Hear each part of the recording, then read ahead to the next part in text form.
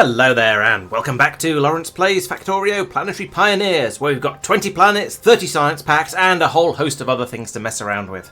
And so yes, having all those science packs means that, well, we need to get them off the planets somehow. So I've come back here to get this planetoid sorted out and get the Steam science packs being supplied.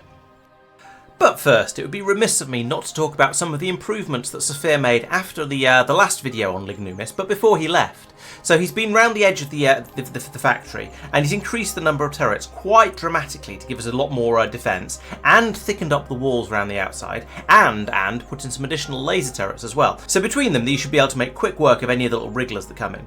He's also put in solar panels to generate power for the factory and some accumulators to keep it powered overnight, although my changes since then have caused some slight issues with them, but we'll get onto that later.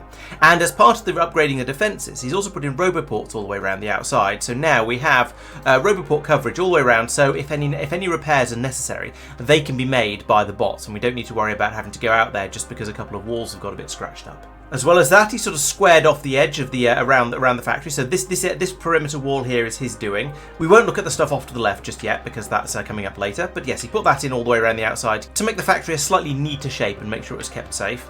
And he also added in a couple of tanks for defensive purposes. So these have got quite a lot of wooden dart ammunition in them and a load of peats to allow them to drive around, which is great. However, having used one a little bit, I discovered it rather than using the wooden ammunition, it's far more effective to just drive into stuff. The tank is a much better ballistic weapon than it is trying to use its firepower, because these wooden darts are so pathetically weak. The thickened walls around the outside are very, very successful at keeping all of the noise pollution inside, as we can see if I flick over to just showing the pollution. And yes, some of it is making it into the chunks where the walls are, but it's getting very quickly absorbed by the walls. Because remember, out on Lignumis, this isn't carbon dioxide pollution or anything like that. This is noise pollution, and the walls are very, very good at blocking noise. The wooden ones don't seem to be quite as good. We've still got a bit of noise happening down here, but having a quadruple layer of the stone walls around the outside is doing a magnificent job and preventing the pollution getting outside. Finally, he chucked as many Steam science packs and gold and some gold ore and any other. No, that's it as far as useful resources from this planet go, into the wooden rocket and blasted off to go back down to Nauvis, leaving this place to sort of calm down and go back to sleep again, at least until I got back, which we'll take a look at now. Lignumis actually has two science packs. There's the wooden science packs and the steam science packs. The wood science packs, though, are fairly straightforward. They just require wooden gear wheels and stone bricks, so we've easily managed to make those on Nauvis. Those are being supplied down there and being passed over to the labs with no problems whatsoever. However, the steam science packs require gold plate and a steam-powered assembly machine. Well, that's not quite true. They require gold plate and either a steam-powered assembly machine or gold plate and steam and a normal assembly machine of at least tier 2. So the gold plate has to be produced on Lignumis. We don't have any other sources for that at the moment. We may find them later on in the game, but at the moment we only have two sources. So this means we have two choices. We can either ship the gold plate over to Nauvis and make the science packs down there, or we can make the science packs on Lignumis and ship them over in their completed state, whichever seems better or easier. But either way, we're going to need to be sending some stuff off this planet. And so looking at these, well, we can see that you can get 1,000 gold plates onto a rocket, but you can also get 1,000 steam science packs into a rocket as well. And since it takes 2 gold plates to make 2 steam science packs, that means that functionally these two methods of transporting stuff around are actually they're basically identical. It doesn't matter which one we use. We'll either get 1,000 in a rocket of that one or 1,000 of that one, and then we'll be able to make those into the steam science packs. But since we're already making the steam science packs on Lignumis, we thought, well, we might as well just carry on making the steam science packs on Lignumis and then pass them over to a rocket to be taken away by spaceship over to Nauvis for future science purposes.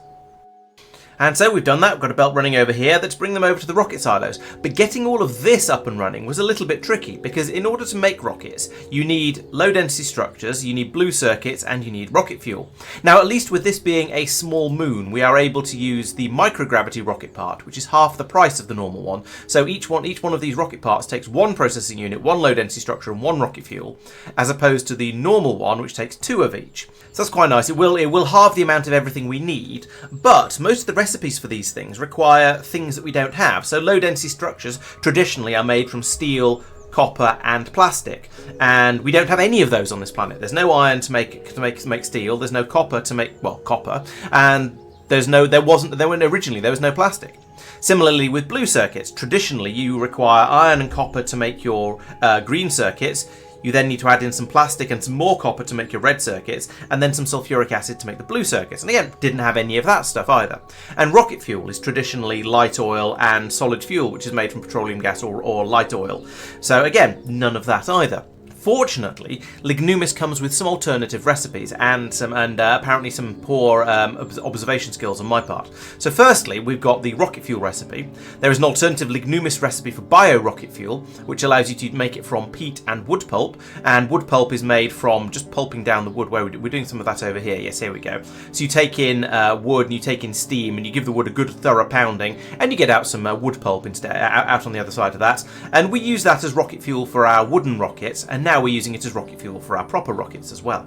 Next up was the making the blue circuits, and there's an alternative Lignumis recipe for that as well. So we can use gold instead of the copper here. So this one uses plastic bar gold basic circuit boards, and those are the ones that are made on this planet out of wood and gold in the first place, and some more wood pulp. So these again were eminently doable. We just had to worry about the plastic, and I keep hinting at this, and I'll come back to the plastic in a moment because yes, mistakes were made, shall we say. And making the gold cable is easy enough because we have a load of machines here making the gold. You'll see we've also got some plastic coming in, and we've got a decent number of the wooden circuit boards coming in as well, although we seem to be using those up faster than we're making them, so that's going to need to be accelerated quite a bit. Then over here we have the low density structures, and again there's another recipe for these as well. So there's these ones, we make them out of gold plate, lumber and plastic bar. That doesn't sound that low density to me because gold is very, very dense and not actually that strong. Plastic, okay, plastic can be fairly low density I suppose, but lumber is again, once again, very much not a low density material. But apparently it works, so I guess we'll go with that. we'll let that happen. And then plastic. Then we got into plastic. Plastic was a little bit awkward, mostly because I can't read. So I ended up copying the system we're using over on Maluna because, to be honest, most of the stuff seems to be available. So we can bring in the wood. We've got wood growing on Lignumis. That's sort of the point of this planet. This is the wood and gold planet. So we've got loads and loads of wood being grown over here. So I thought, right, okay, well, we'll pass that in. We'll crush it down, pulp it, make it into petroleum gas, and that petroleum gas can be brought over here, and we can use the petroleum gas and wood pulp recipe to make plastic out of it. Great. There's one slight problem with that, though, and that is that you require a steady input of iron in order to make the sulfuric acid, in order to make the cellulose. And so, well, the sulfur part of that can be a sort of a self-contained loop, so that's fine. I shipped in a small amount of sulfur, chucked it in there to get the thing started, and then it just runs around and round and round, and each time we turn petroleum gas into sulfur, into sulfuric acid, into cellulose, we get more sulfur from somewhere. Presumably it's in the trees or something like that. So we do actually get more sulfur being fed around into the system. So it's topped itself up very, very quickly, and over here we've got a full tank of sulfuric acid. That works well. However, there is no way to get the iron, and that is not a net positive process. So unfortunately, I've been having to ship that in by spaceship. So in theory, in the long run, my plan was to put a space platform in orbit over Lignumis that would just drop down iron and go into here, and then it could be fed out to be made into the into the sulfuric acid, and that would be fine. But it did mean that the system was not as self-contained as I would like it to be. There's something very satisfying, and I think I've said this before, something very satisfying about making a planet completely self-sufficient, so it can produce all the resources it requires on that planet in order to ship out the science packs that are made there. And this is kind of tragic because we were so close. We're making everything here. I was able to, with that plastic I was making from this process, I was then able to make the low density structures and the blue circuits, and the rocket fuel was made just by stuff from Lignumis as well. So everything was there except for the iron.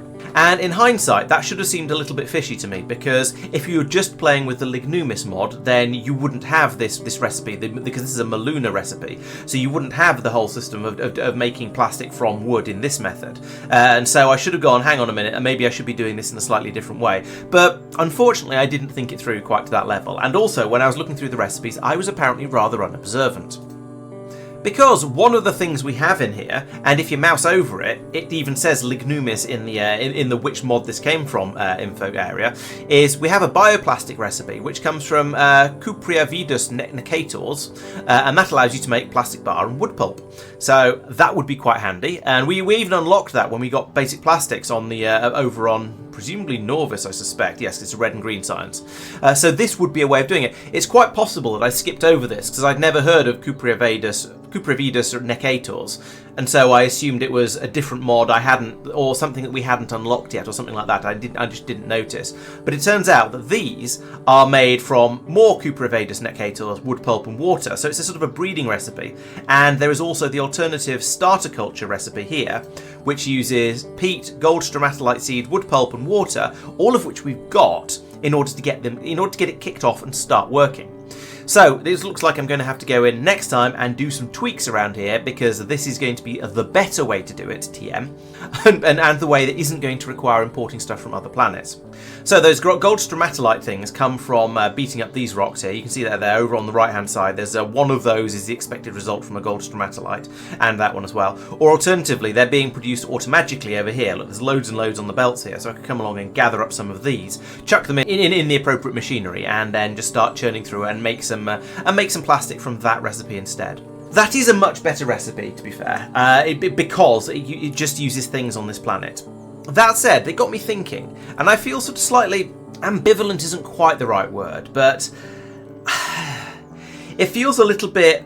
There's something not quite as satisfying about each planet having its own way of producing all of the basic ingredients. Like the first time I noticed this was when we went out to Gleba back in the vanilla playthrough, and all of your resources come from some weird alternative recipe. So you've got iron bacteria to make iron, you've got copper bacteria to make copper. There's a bioplastic recipe that makes plastic in a different way. There's a recipe that makes sulfur in a different way. There's a recipe that makes carbon. I'll give that one a pass. There's a recipe that makes rocket fuel and lube in a different way. So all these things, it feels a little bit weird that you have a set of standard recipes from Nauvis, and then you go off to another planet and it's, well, okay, these Norvian recipes don't really fit with the theme of the planet, but we still want you to have all of these resources available, so we're going to come up with an alternative set of recipes for making them. And that feels a little bit weird. Now, I will admit that the alternative recipes on Vulcanus didn't bother me quite so much, and that's possibly just me being a little bit, I don't know, fickle.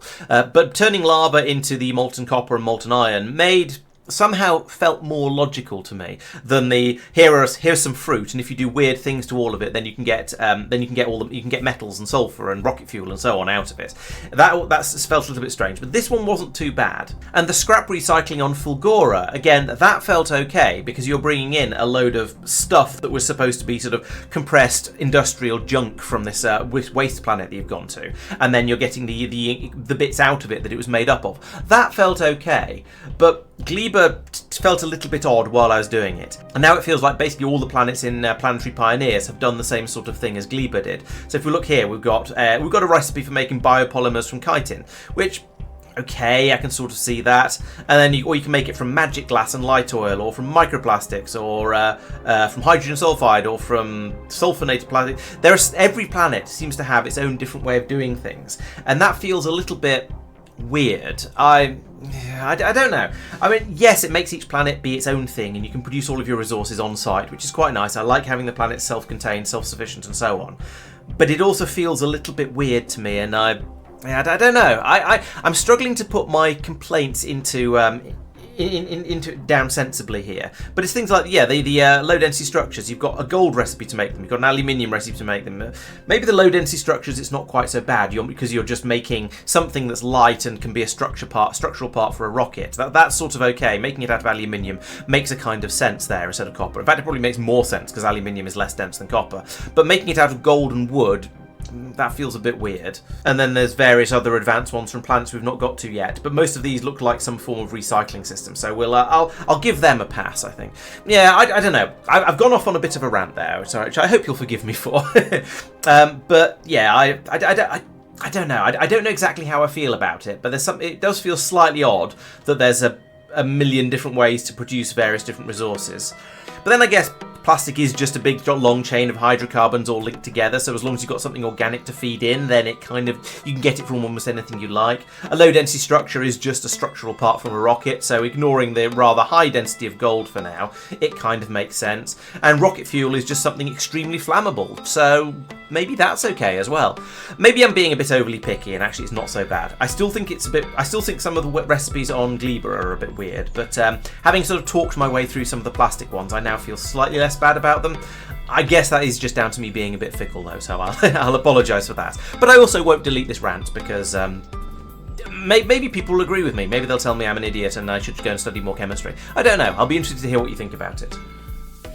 The other thing you need in order to launch rockets full of, well, stuff from a planet is, well, it's a rocket silo. And these were a little bit tricky, because making a rocket silo is not an easy business. You require huge amounts of quite a lot of different things, virtually none of which were available on this planet. So I ended up, well, there's no iron, there's no steel, so I imported the steel from Maluna, actually, because at this point in time, Maluna has the best space launch capability of any of our planets, because Nauvis is currently mid-expansion, should we say. The processing units, okay, those we can make on this planet, although I will admit I imported quite a few of those just because, well, because I could. There was some space in a rocket. Electric engine units, again, came from Maluna, because these, no matter what recipe you use, I hope, require lots of bits and pieces I don't have. So there's a carbon lubricated one, that's the Maluna recipe. So that's using carbon, which actually, this one actually makes sense. I quite like that as an alternative recipe, because you totally can use carbon as a sort of a bearing lubricant. I think I've got some carbon spray somewhere that I spray into door hinges whenever they're making too much noise. So yeah, that green circuit engine unit's fine. Scrap reprocessing, fine. I haven't really got my head around what Scrapophilus and Junkibacter are, but we'll worry about that when we get to that planet. Cubium is going to be weird anyway. So yeah, anyway, there's various ways to make engine units. We did that on Maluna, shipped them over here. That worked fine. Pipes, well, we can make gold pipes on this planet, and I've made lots of them, and I've been using them for transporting the fluids around over here. Unfortunately, gold pipes are not pipes, so I needed to import them as well, so that's another thing shipped over from Maluna. And the concrete mix. This was an interesting one. There were a couple of ways this could be shipped over, and for once, I'm actually this was an interesting one. I have no complaints about this at all. So concrete mix, you can make it in a number of different ways. You can reconstitute concrete, so you can take concrete in and bring in some water and smash it around a bit in an assembly machine, and you can get a concrete slurry back out again, which is your concrete mix. And there is water on this planet. We've got a nice big lake up here, a small one down here. We can pull water out. In fact, we already are for I forget what. For making sulfuric acid. So yeah, makes perfect sense. I was happy with that one. And smashing up concrete and then mixing it with water. Yeah, I can see that making a nice concrete slurry that you could potentially reuse. It's a good enough excuse that I was happy to go along with it. Alternatively, the concrete mix can be put in barrels, and if you put it in a barrel, then it will, after 15.5 minutes roughly, it will spoil into concrete. So you will then end up with concrete back again, which is a little bit unfortunate. However, this method is non-lossy as long as you don't let it spoil. You put 50 concrete mix into a barrel, you get 50 concrete mix back out again.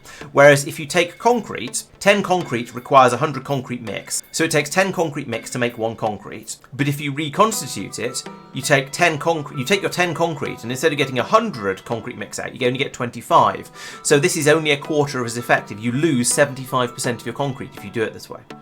And additionally, you can only fit 100 concrete into a rocket. So that means if we brought it over by rocket launch, we'll bring 100 over, we'll be able to run this recipe 10 times. That'd be 250 concrete mix, which means we'd need 40 rocket launches of concrete in order to bring enough over to make the rocket silo at 10,000 concrete mix. Alternatively, with concrete barrels, you get 50 concrete mix in, so you'd need 200 barrels worth, and you can fit 100 in a rocket, so that means we'd be able to do it with 2 rocket launches. So you can see why I decided to go with the putting it in barrels and shipping it over.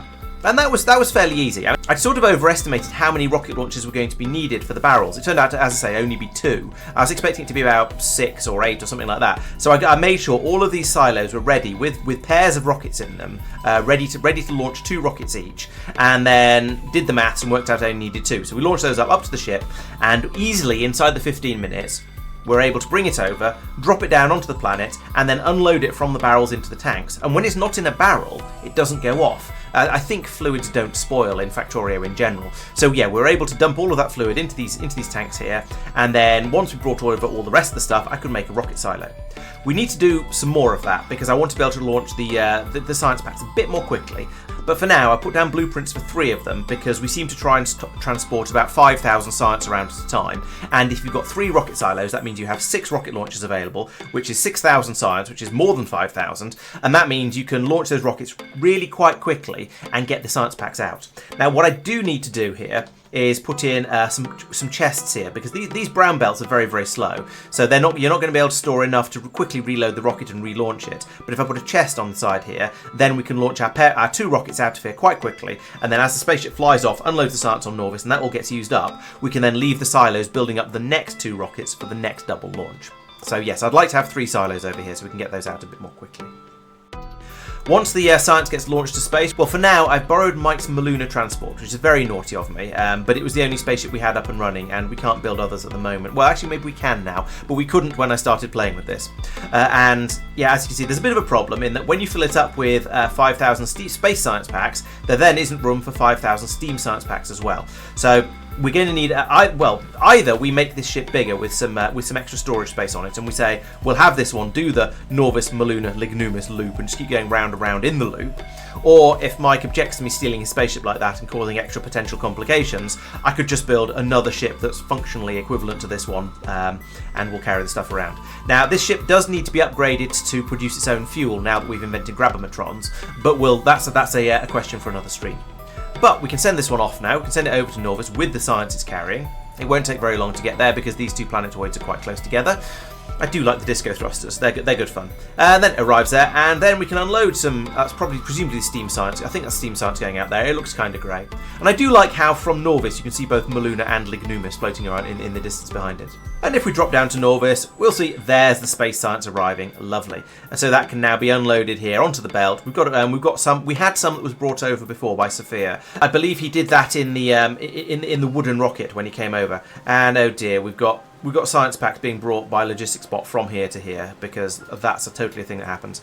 Okay, I guess we either need to stop that. Yeah, so that we need to stop that happening, probably by reckoning on having removed all of the steam science from here and then replacing this with a steel chest instead. But that means it can then go from there. It can be fed into the labs over here, and just like that, we're able to do steam science. So that's lovely. There are a few more things that need to be done on this planet. So at the moment I'm cheating. I've got it set to always day, which means we don't have any problems with power because we've got this bank of solar panels over here, which is just about capable of, which is actually more than capable of keeping the entire factory happy. But if I zoom out a little bit, you'll see all these blips along here. Yeah, and we keep running out of power in the accumulators, and that's been causing issues during the stream. You can see over here the amount of power available. All these machines over here have been spiking whenever they get their power back and then dropping off and just failing completely. So yeah, we need more power generation on this planet. We need to be more reliable. We probably need more accumulators so it actually works overnight. Although this planet's one saving grace is that the day-night cycle is really, really short. So the nights are really, really short. So you don't need a huge number of accumulators, but this is not enough. This is the infrastructure that Sophia put in when he came over here to do the upgrades, and at the time it was absolutely fine. But now we've got it starting to produce resources again and to produce science packs again. We want it to run all the time, so this is no longer sufficient. So that's no way a blight on his work, because he did a very good job of improving the planet. It just means that, well, we've expanded a bit further. Further improvements are required, and so I think I'm going to ship over a load more solar panels at some point. Maybe fill up, maybe have a load more over here. Another thought is that because on Nauvis we're trying to upgrade to nuclear now, we're going to have a lot of boilers and steam engines available all of a sudden, and also some very, very cheap rocket launch capabilities. So maybe we should bring over some boilers and steam engines and start producing steam power on this planet, because we have this steady stream of peat coming out of the peat mine under here. Now that will put a lot more load on the peat mines, and we've only got 124,000 left, so that might require a bit of expansion and maybe tapping another patch. There aren't any other patches inside my borders, so maybe that's not the best of ideas. Maybe what we should actually be doing is just properly upgrading the solar capacity and making sure that's okay. But on the subject of improving resource gathering, I've also expanded I expanded the walls a bit like this to allow me to have room to put in the plastic and production, the rocket silos and all that sort of stuff over here. But also, I deliberately expanded a bit further than necessary in order to get these gold ore patches here, here and here. Because at some point, I'm expecting that this system will no longer be able to keep up. Now, at the moment, there is clearly a problem of some sort. I'll need to look into exactly what that problem is in a moment. But yeah, we're not producing enough gold at the moment, but there seems to be plenty of growing capacity over here, so maybe that's not the issue. But in the future, I'm expecting us to want gold a lot faster, and so I've expanded out so it's going to be relatively easy to tap all of these gold patches. And before I leave, once we've got more power, I would like to expand the Roboport network to cover the entire factory once again. So Sophia had it covering the entire inner factory, except possibly for that little patch there. I expanded, put down more Roboports, and then went, oh dear, we don't have enough power for this, and so I've had to pull a load of them back up again. So once we've got the power sorted out, then I can put in more Roboports again, and everything will be well. And that, I think, brings you up to date with how things have been going out on Lignumis. There's been some important, significant production. However, about half of it was wrong, and therefore will need to be redone using the actual Lignumis recipes rather than, you know, just making things up as I go along. So that's fun. But it has meant that we've started to get rocket launches happening. So that's great. That's the important thing at this stage, I feel. Even if some mistakes were made. It also looks like some improvement is going to be needed to be made to the gold supply, but that's going to be done by fixing the gold supply over here. It's jammed up. That's fine. We can go in and sort that out without too much difficulty. Other than that, I think Lignumis is working reasonably well. So, yeah, I think that's everything I have for you today. Thank you very much for watching. There'll be another video coming out tomorrow because these ones come out every Thursday and Friday during the week. If you're a supporter, you get early access to them. And we'll be back on Monday to carry on with the stream where we'll be sorting out another series of goodness knows what kind of problems. And I'll also be back on Wednesday as well when I should be playing some more Foundry, which is it's going really well at the moment. I've built up 3 science packs. I've discovered oil. We've sent stuff to space. Things are coming along nicely, and I'm enjoying playing with a third dimension. So it's a lot like Factorio, but as a third dimension to play with. So, and that's giving me a lot of extra things to think about. So thank you very much for watching. Please make sure you're subscribed to the channel so you don't miss out on any of the upcoming content. Thank you very much for watching, and I'll see you next time. Bye bye.